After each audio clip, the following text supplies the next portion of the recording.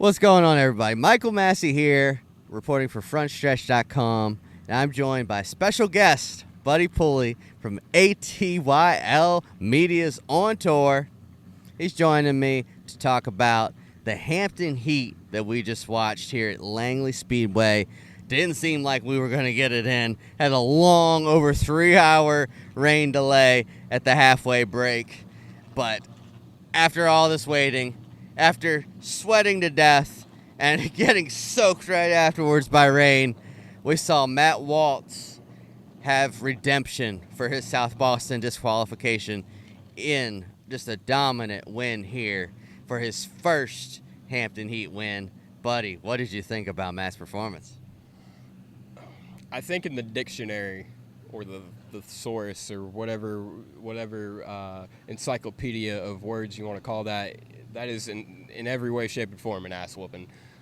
We saw pure determination tonight. Obviously, South Boston did not go the way he would have liked it to. I think the exact words were redneck jig. I could have that wrong. Go watch On Tour on ATYL Media to figure that one out. You guys are going to have to start paying me for coming on this thing, by the way. But anyway, no, I mean, we saw just raw, unadulterated determination out of Mike Waltz. I mean, that's as plain as it is. He had a point to prove, and he proved it, at least for the next couple hours. Yeah, we'll see. Well, maybe a couple days. It took a couple days for him to get disqualified at South Boston, but we don't want to see any winners declared in the tech shed here at Langley. I like to see him cross the checkered flag first. It's a shame because had he hung on to that second place at Sobo, getting that win tonight, he'd have a 1.5 average finish. He'd be tied with Connor Hall for the lead in the Triple Crown standings right now. Connor won at Sobo, finished second tonight, like the reverse of what Matt did before the DQ. But now, without that, we've got a big gap from Connor back to Woody Howard, who's second place in the standings now.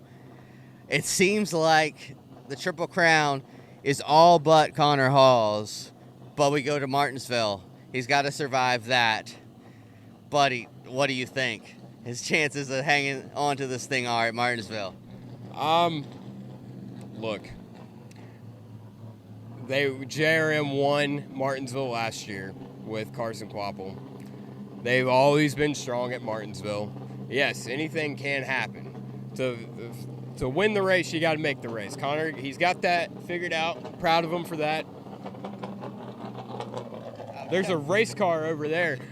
Shout out to Cade Brown, man. He had a good run tonight. I think he's third in Triple Crown points, but I think it's going to take a lot for Cade Brown or anybody else to beat Connor Hall.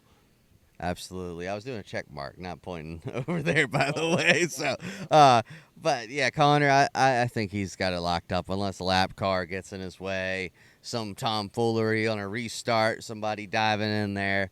But just a solid top 5, top 10. I think he's gonna be your Triple Crown champion. I think there's a real good chance he could get the clock himself, have a top 2 finish in all 3 of these races. That would be pretty impressive. Speaking of drivers whose home race it was tonight, because it was Connor's home race, the Lord of the Rings had the return of the king, but Langley Speedway tonight had the return of the Queen. Butterbean Queen, Brendan Butterbean Queen, returned after winning an ARCA race at Dover just yesterday. He came back here, raced the 03 for Lee Pulliam just like old times. The crowd went wild for him, all kind of stuff for his homecoming. But his streak of Hampton Heat wins comes to an end. He finishes third. But what did you make of Butterbean's return to this track? Well, so they let him light a torch, or what's it called? The thing that at the Olympics, they had that here tonight. Torch, I think. Yeah, torch. And I thought that was kind of rude of him because it was already very hot today. But no, I mean, dude, it is understated how hard it is to take time away from late model stock racing and come back expect to win. And for him to have the run he did tonight, he had limited practice, obviously, because he was busy leading every lap at Dover. For him to finish third, I think it's a respectable performance. We obviously want to see him back.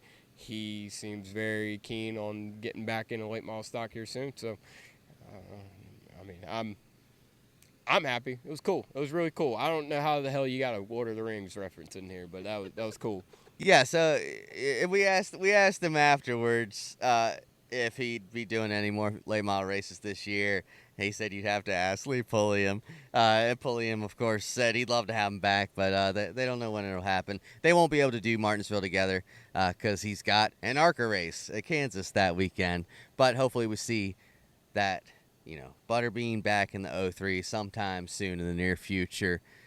That'll do it for us. We'll be back at the next. Thank God, I'm still rolling over that Waffle House. We'll be back at the next Cars Tour race, and of course, we're gonna wrap up the Triple Crown coverage with just the best Martinsville coverage you've ever seen, all here on the Frontstretch Grassroots YouTube page. You can also read the articles about tonight's race on frontstretch.com. Buddy, you got anything to plug from tonight? So yeah, my name is Buddy Pulley. I work for ATYL Media. I host a little show called On Tour. It's really great. You guys should watch it.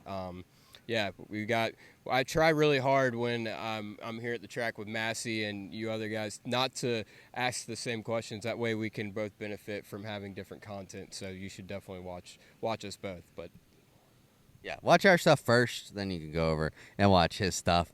For Buddy Pulley, I'm Michael Massie. We'll see you at the track next time. Jared Haas with Frontstretch.com. Come back more for some great racing video content. And if you like us, don't forget to hit that subscribe button.